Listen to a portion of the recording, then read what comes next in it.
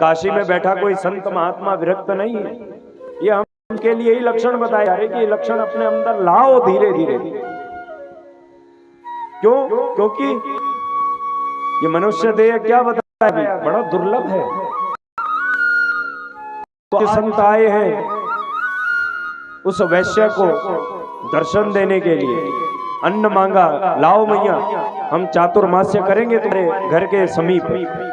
वो वृक्ष दिख रहा है ना, वहीं बैठे हैं हम सब, हमारे गुरुजी भी हैं वहां पे, और हम यहीं बैठ के चातुर्मास्य करेंगे, सुंदर भजन करेंगे 4 महीनों तक। हमें सूखे अन्न की व्यवस्था करो।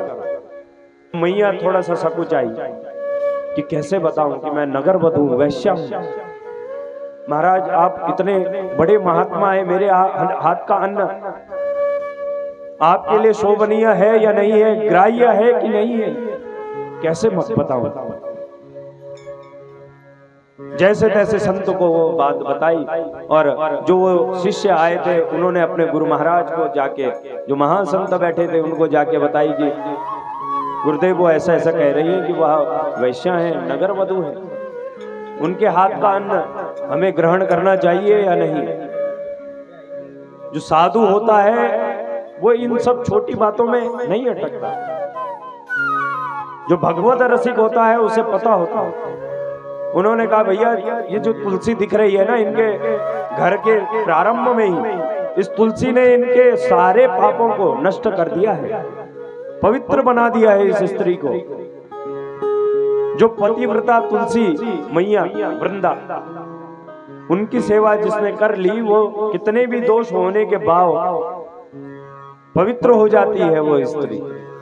तो आज ये भी पवित्र हो चुकी है। बिना संकोच के जाओ। वहां से अन्न आने लगा महाराज। अन्न जब आने लगा तो एक दिन जब अजामिल वापस आया तो अजामिल ने पहले तो देखा कि मेरे घर के नजदीक समीप ये कौन लोग बैठे हैं। द्वेष भाव से देखा कि एक भगवान का नाम लेने वाले यहाँ कहां से आ गए। क्यों? क्योंकि अब तो द्वेष करता है ये भगवान से। अंदर जाके अपनी धर्मपत्नी जो अब बन चुकी है उससे लड़ने लगा कि तुमने इन्हें यहाँ क्यों रहने दिया। इतने में ही जो अन्न लेने के लिए संत आते थे उन्होंने वो सारा प्रसंग सुन लिया कि दोनों दंपत्ति लड़ रहे हैं आपस में। पर संत देखिए, संत ने अगर आपसे कुछ लिया है, जो असली संत होगा, अगर आपसे उसने कुछ थोड़ा सा भी ग्रहण किया है ना, तो आपको वो उसका अनंत गुना कुछ ना कुछ दे के जाएगा प्यारे। ये मान के चलिए, आपको कुछ ना कुछ उसके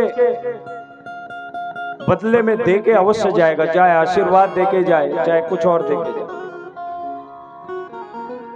जो शिष्य थे उन्होंने गुरु को बताया कि गुरु महाराज वहां तो उन दंपतियों में लड़ाई झगड़े हो रहे हैं, हमें अन्न देने के कारण से। ये कह रहे हैं कि वो तो महा अभक्त है, वो भगवान को नहीं मानता। जो वैश्या थी, नगर वधू थी, वो गर्भिणी थी, अभी तक 9 बच्चे हो चुके हैं उसके, 10वां गर्भ उसे ठहरा हुआ था।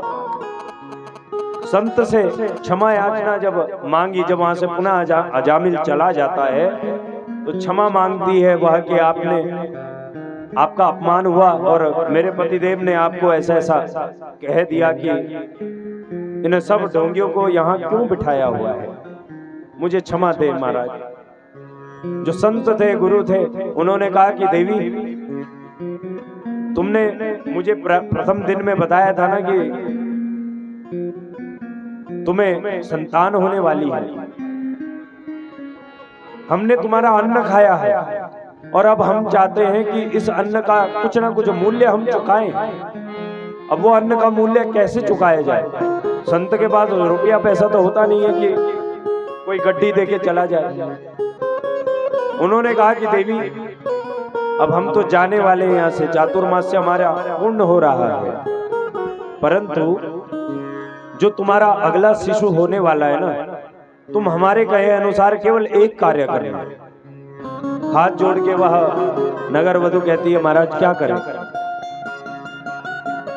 संत ने कहा कि जो तुम्हारा शिशु होगा ना, उसका नाम तुम केवल और केवल नारायण रख देना। क्या रख देना? नारायण। उस बच्चे का नाम रखना। वह स्त्री बड़ी प्रसन्न हुई, उसने कहा वाह महाराज, आपने बड़ा सुंदर सुझाव दिया, मैं अवश्य ऐसा ही नाम रखूंगा, मुझे भी ये नाम बड़ा प्रिय लगता है। ऐसा ही हुआ। और जब कुछ समय बाद साधु महात्मा चले गए, जो वह स्त्री थी उसे पुत्र रत्न की प्राप्ति हुई।